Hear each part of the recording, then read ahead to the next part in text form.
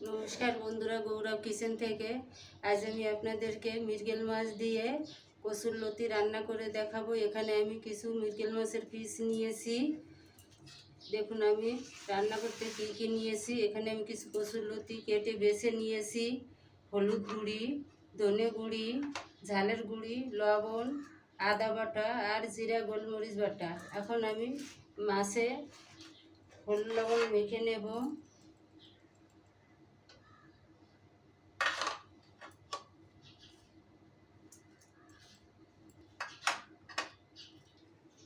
বন্ধুরা দেখুন কড়াইতে তেল দিয়েছি, এখন আমি মাছগুলো ভেজে নেব।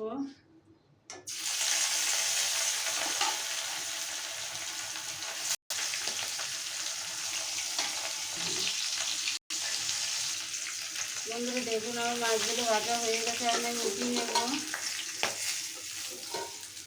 আমি বাকি মাছগুলো ভেজে নেব।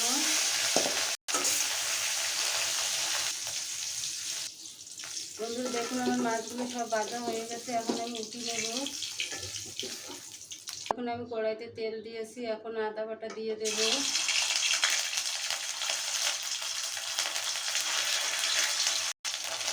এখন আমি জিরা বাটাটা দিয়ে দেব।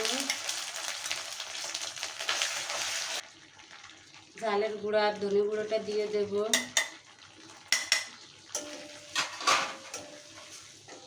কাঁচা ঝাল কাটা, মশলাটা কষিয়ে নেওয়ার জন্য একটু জল দেব। হলুদ গুঁড়ি, লবণ। বন্ধুরা দেখুন মশলা থেকে তেল ছেড়ে দিয়েছে, এখন আমি কসুরলতি করে দিয়ে দেব।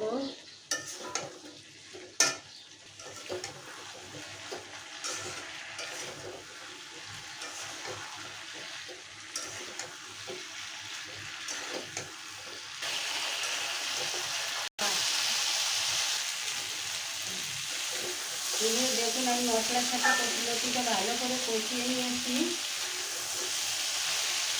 এখানে আমি জল গরম করে নিয়েছিলাম, সেটা দিয়ে দেব।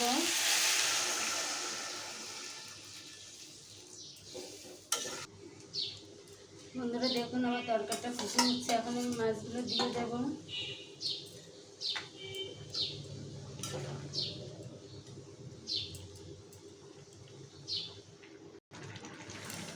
বন্ধুরা দেখুন আমার তরকারিটা প্রায় হয়ে এসছে। বন্ধুরা মৃগেল মাছ দিয়ে কসুরলতির এই রেসিপিটি কেমন হলো প্লিজ আমাকে লাইক, কমেন্ট এবং শেয়ার করবেন, আর পাশে থাকা বেল আইকনটি চাপ দেবেন। আর যারা আমার চ্যানেলের নতুন সদস্য প্লিজ আমার চ্যানেলটিকে সাবস্ক্রাইব করবেন। আপনারা বাড়িতে অবশ্যই এভাবে মৃগেল মাছ আর কসুরলতি রান্না করে খেয়ে দেখবেন কতটা টেস্টি হয়। বন্ধুরা দেখুন আমার তরকারিটা হয়ে এসছে, এখন আমি নামিয়ে নেব।